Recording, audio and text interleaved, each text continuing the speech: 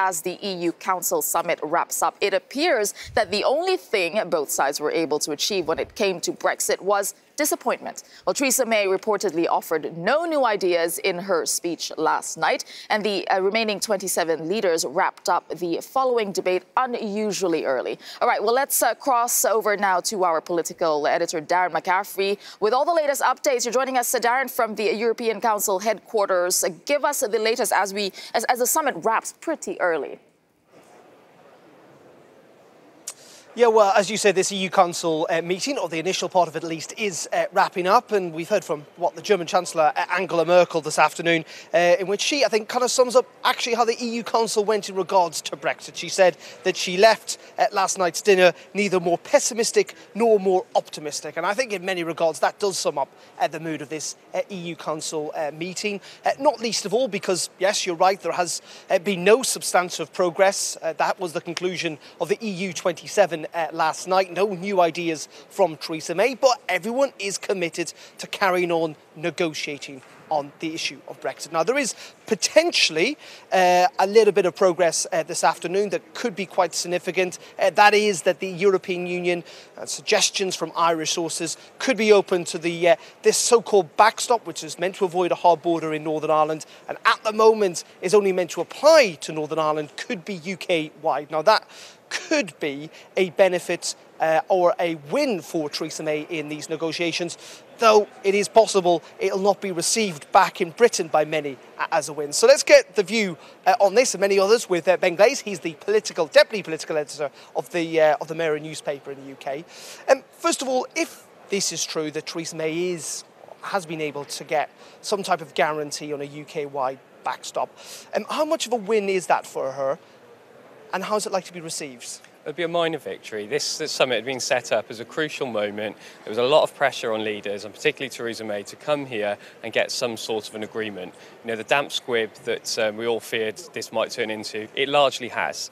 If she does get something out of the Irish, being able to take that back to the UK, she's got something to show when she addresses the House of Commons on Monday. A little bit of progress, but it's not really yet unlocked the talks. It's not broken that deadlock that's been so crucial, which has overshadowed the last few summits, really. One of the things we also learned today, apparently, is that May is willing to extend the transition period. But again, that's gone down a bit like a cup of cold sick in London with Brexiteers. It's the worst thing in the world she could have done, really. She's fighting on several fronts back home. The Remainers feel she's given too much away, and also trying to deny them the meaningful vote when there is a vote on any deal. But the Brexiteers, they're up in arms about this. It ties Britain, shackles Britain to Brussels for up to a year longer. Now, sources are telling us it might only be a few months, and the indication is that Britain needed to show some sort of compromise from its side. But so far it's not been enough, and it really does place her in an unenviable position amongst the hard right of the Conservatives and the DUP as well, on whose vote she relies in the Commons. And just very finally, will there be a deal? Not anytime soon, no. Before the end of the year? I'd be looking at January, potentially. January. My word, January. Ben, don't do that to us. Thank you very much indeed, Ben Glaze, there joining us. And Tessa, it's back to you in the studio. All right, thank you for that, Darren McCaffrey, our political editor. All right, I will go first to you, Sajid, being our British MEP here. I mean, was Theresa May, she was here physically, but was she actually talking to her audience back home? I think both, and she had a very delicate balancing act to carry out. She had to, of course, engage with the negotiating counterparts as well as fellow EU leaders, but at the same time, she has a very tough ask of keeping her party united behind her, which isn't, and trying to gain some sort of compromise within the House of Commons that doesn't exist at the moment either. All right, before we continue that discussion, I would like to bring in a soundbite from Theresa May herself and the Lithuanian leader. Let's hear it. Let's hear it. I believe everybody around the table wants to get a deal.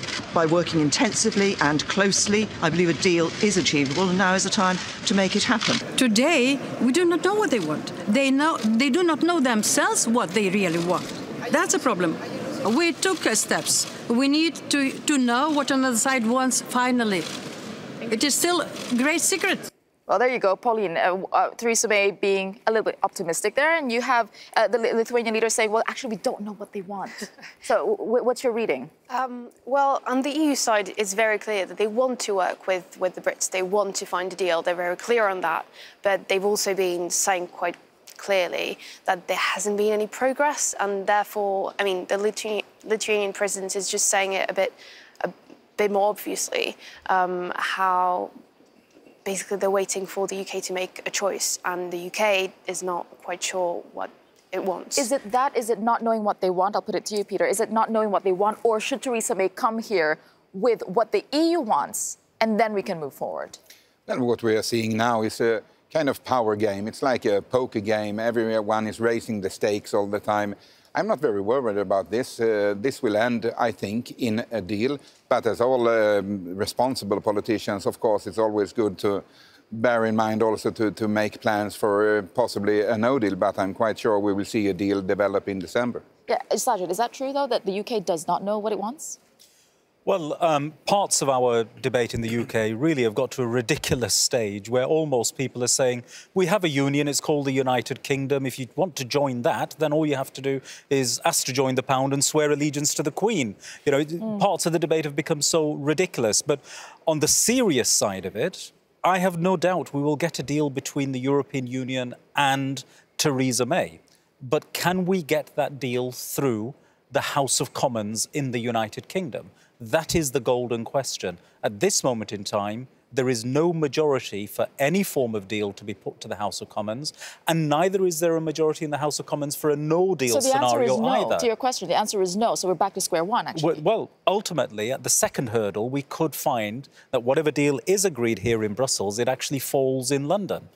Exactly. That's a risk. I completely agree. I think there's and now Theresa May is also with this proposal to just get a longer transition is actually getting in even bigger danger, because people now in London, all the Brexiteers, kind of want to get rid of her, as they keep saying every few weeks. But still, now she's in danger, and there's this deal that's not even done, that may even never pass Parliament. Yeah, with all of this, we saw some leaders, you know, they're preparing for a no-deal Brexit. There's a lot of talk about whether or not that will actually take place, but there are preparations going on. German Chancellor Angela Merkel said yesterday that it is, of course, part of being responsible and forward-looking governance that we prepare for all scenarios. That includes a possibility that Britain will leave the EU without a deal. It's reportedly her first time actually acknowledging that. And France has published a draft bill in the case of a no deal. British citizens would have to present visas to enter French territory and hold residence permits to stay. And they could not hold jobs restricted to EU nationals. They would also have limited access to healthcare and welfare. I mean, that is pretty specific and pretty hard, actually, putting that on the table. Is this really something that is envisioned, or do you think it's a negotiating tactic? Putting pressure? No, I think it's a negotiating tactics now. You are all the time raising the stakes, and like I said, it's like a poker game. You increase and increase into the pot all the time, but eventually there will be a deal here. But before they actually have a deal on the table, I don't think we will see it here in the different interviews with the different leaderships. But Pauline, let's look at it from the French point of view. If there is no deal, wouldn't they benefit from it by trying to win? You know, there's some analysts who would say that they could try to win some of the business that would probably leave the UK and benefit from it. Right. Well, I think there's obviously some part of like business and finance that Macron's being very open to try and call to France. Like he's called for entrepreneurs to come to France. It's not new that he would want to try and get some benefit from it. I really do not think that's his position at the moment, and it is not the position of the EU27. And they're really trying to back Barnier. They send it back to Barnier every time they say, well, it's not really my position to try and negotiate. You have to go back to Barnier. That's also what the UK tried to do by bypassing Barnier and go directly to EU leaders, and EU leaders were all very, very clear, and that include Macron, to just say, no, you have to go back to talk to Barnier. Look, we know, but Macron would, I mean, they all have to get ready. They have to get ready for no deal as well, for a no deal situation. And France has always been very clear that there would be some kind of reciprocity. It's what they're trying to say, I think, and maybe it is a bit